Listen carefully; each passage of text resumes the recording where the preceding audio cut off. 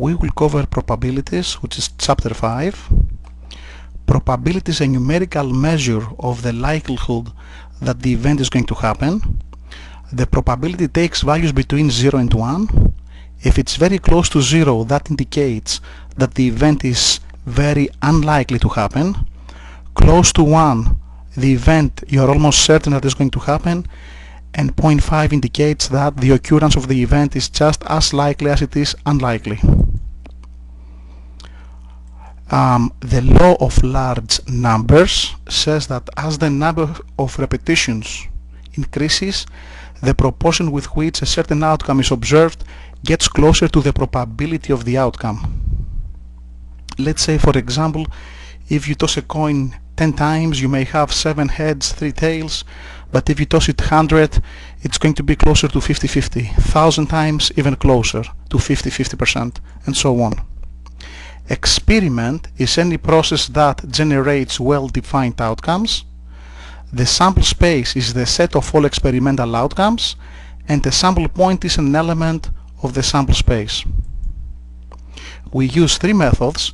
The classical method, where you assign probabilities based on the assumption of equally likely outcomes, the relative frequency, which is based on historical data, and the subjective method, which is based on someone's opinion, judgment.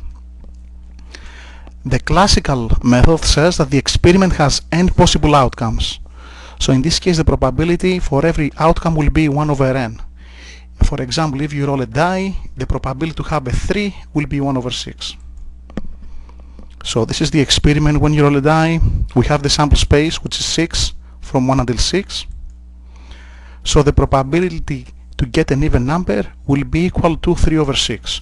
Why? Because you have 3 outcomes for an even number, 2, 4, and 6. As a result, will be 3 over 6, or if you simplify, 1 over 2. When we toss 2 coins, this is the sample space. You may have 2 heads, head, tail, tail, head, and 2 tails. So what is the probability to have 2 heads? This is 1 outcome out of 4, so the probability will be 1 over 4. When you roll 2 dice, you have 36 outcomes, and this is the sample space from 1, 1, 1, 2 until 6, 5, and 6, 6. So what is the probability that the summation is equal to 4? You have 3 outcomes where the summation is equal to 4, 1, 3, 2, 2, and 3, 1. So the probability is 3 over 36, or if you simplify, 1 over 12. When you draw a card, we have 52 possible outcomes.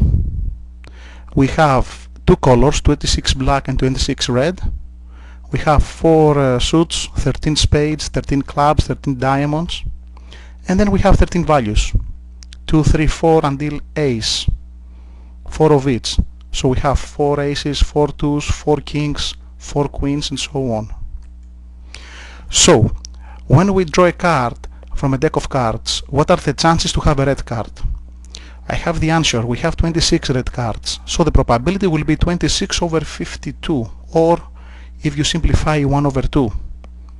To get a 7, we have 4 sevens, so the probability will be 4 over 52, or 1 over 13 if you simplify. And a club, what is the probability to get a club? We have 13 clubs, so the probability will be 13 over 52. So what is the probability to draw a 4 or a 10? One more time, we have 4 4s and 4 10s.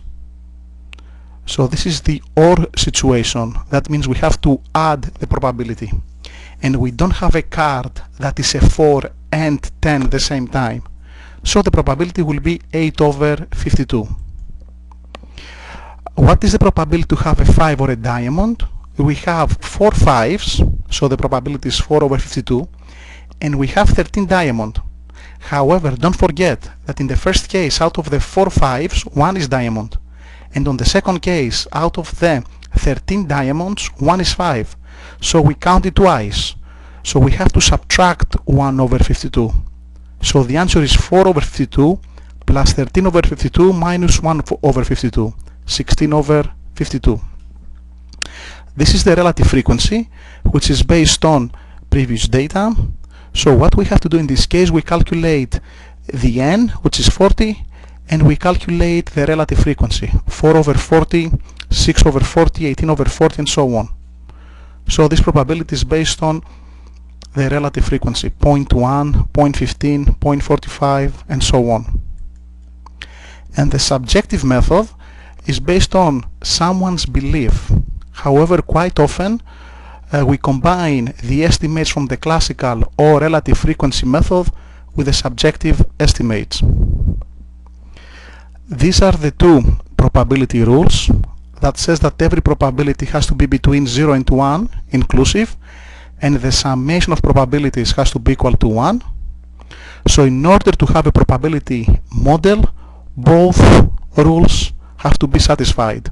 So a probability model must satisfy rules 1 and 2. So in this case, as you can see, all the probabilities are between 0 and 1 inclusive, and then if we take the summation, this is equal to 1. So both conditions are satisfied, so this is a probability model.